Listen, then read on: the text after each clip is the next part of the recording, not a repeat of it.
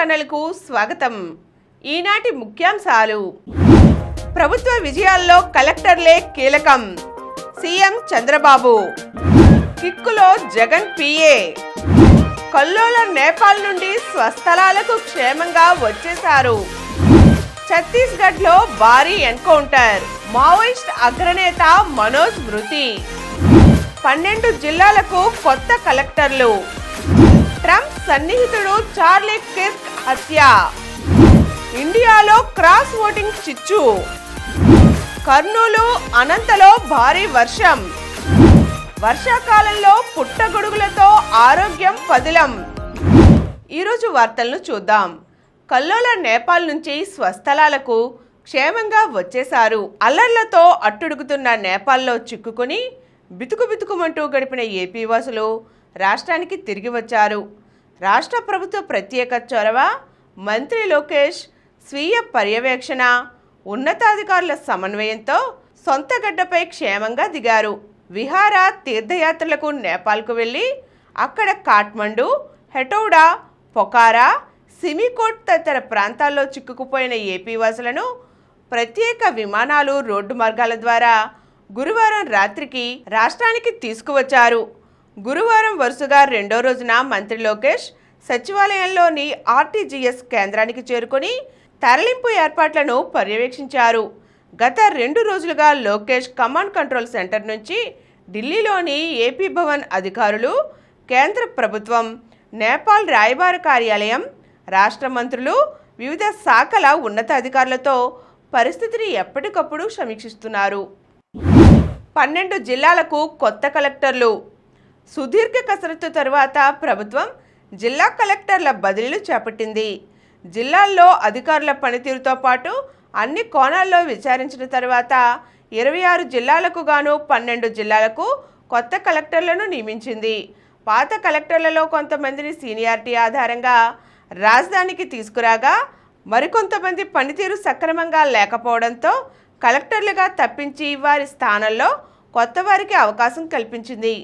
12 జిల్లాలకు కొత్త కలెక్టర్లను నియమిస్తూ ప్రభుత్వ ప్రధాన కార్యదర్శి కె విజయానంద్ గురువారం ఉత్తర్వులు జారీ చేశారు. ప్రభుత్వ విజయాలలో కలెక్టర్లే కీలకం. ప్రభుత్వ విజయాలలో కలెక్టర్లే కీలకమని ముఖ్యమంత్రి చంద్రబాబు అన్నారు. అన్నింటికీ రూల్స్ అంటూ గిరిగీసుకోవద్దని, మానవీయ కోణంలోనూ ఆలోచించి పనిచేయాలని సూచించారు. రాష్ట్రంలో 12 జిల్లాలకు కొత్త కలెక్టర్లను నియమించిన సందర్భంగా గురువారం ఆయన మాట్లాడారు. సమర్థమైన పాలన అందించాలంటూ కలెక్టర్లకు ముఖ్యమంత్రి దిశానిర్దేశం చేశారు. 360 డిగ్రీల్లో పనితీరు పరిశీలించి కలెక్టర్లుగా అవకాశం ఇస్తున్నానని, తన ఆలోచనలు అందుకుని అత్యుత్తమ పనితీరు కనబరచాలని సూచించారు. సీఎం అంటే కామన్ మ్యాన్ అని నేను చెబుతున్నా, మీరు అదే పాటించండి. ప్రజలకు అందుబాటులో ఉండండి. నిత్యం వారితో మమేకం అవ్వండి. మానవీయ కోణంలో ఆలోచించి పనిచేయండి. అప్పుడే మీకు, ప్రభుత్వానికి మంచి పేరు వస్తుందని చంద్రబాబు అన్నారు.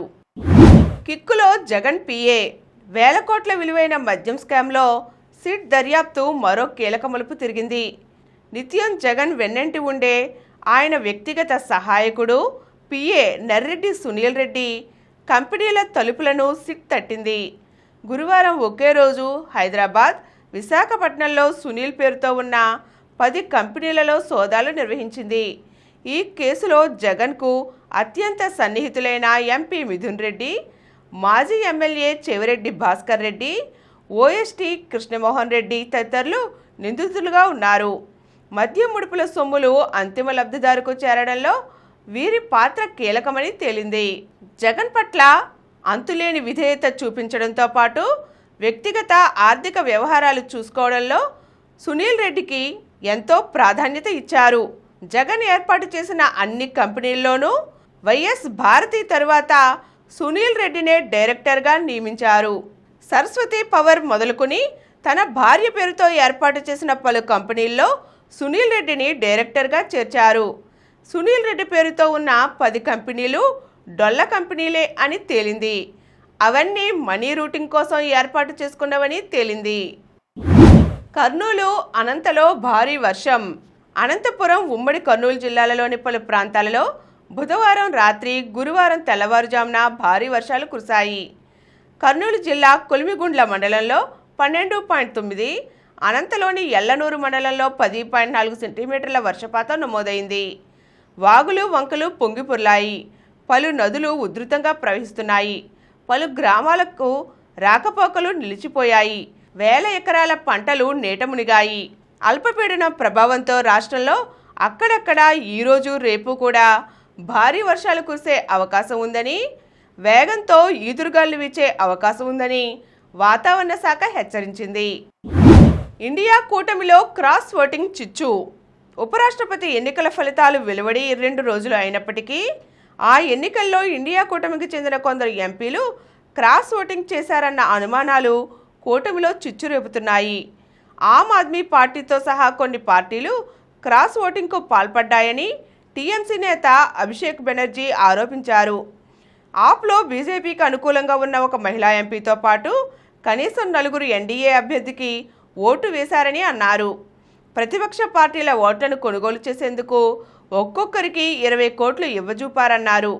ఆప్ నేత సౌరభ్ భరద్వాజ్ స్పందిస్తూ ఏ ఎంపీ ఎవరికి ఓటు వేశారన్న విషయం ఎన్నికల సంఘానికే తెలుస్తుందని, ఎవరు క్రాస్ ఓటింగ్కు పాల్పడ్డారో కమిషనే బయట పెట్టాలని అన్నారు. ఎవరు క్రాస్ ఓటింగ్ చేశారో తేల్చేందుకు దర్యాప్తు చేయాలని కాంగ్రెస్ ఎంపీ మనీష్ తివారీ డిమాండ్ చేయడం గమనార్హం. ఛత్తీస్గఢ్లో భారీ ఎన్కౌంటర్. ఛత్తీస్గఢ్ రాష్ట్రం మరోసారి కాల్పుల మోతలతో దద్దరిల్లింది. గరియాబంద్ జిల్లా అడవుల్లో గురువారం మధ్యాహ్నం జరిగిన ఎన్కౌంటర్లో 10 మంది మావోయిస్టులు మృతి చెందారు.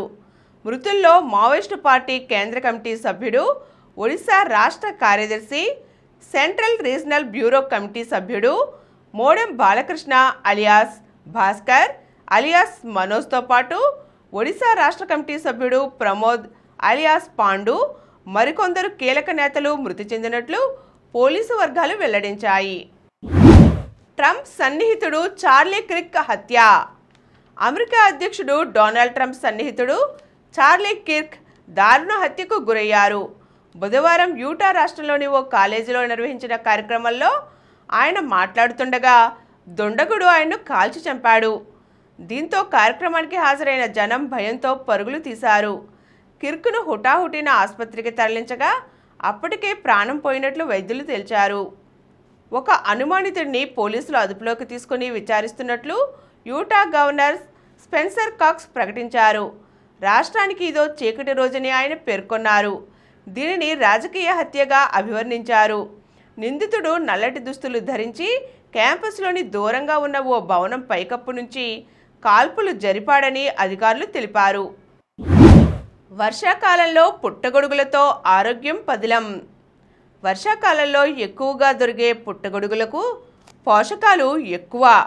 ఈ పుట్టగొడుగుల్లో పొటాషియం, ఫైబర్, యాంటీ ఆక్సిడెంట్లు పుష్కలంగా ఉంటాయి. పొటాషియం రక్తపోటును నియంత్రించి గుండె ఆరోగ్యాన్ని కాపాడుతుంది. ఫైబర్ జీర్ణ వ్యవస్థ పనితీరును మెరుగుపరుస్తుంది. ముఖ్యంగా వర్షాకాలంలో చాలామందికి జీర్ణశక్తి తగ్గి మలబద్ధకం ఆవరిస్తుంది. ఇటువంటి వారు పుట్టగొడుగులను ఆహారంలో చేర్చుకోవాలి. యాంటీ ఆక్సిడెంట్లు రోగనిరోధక శక్తిని పెంపొందిస్తాయి.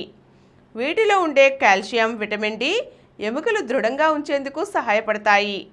పుట్టగొడుగుల్లో ఐరన్ ఉంటుంది. దీంతో రక్తహీనత తగ్గుతుంది.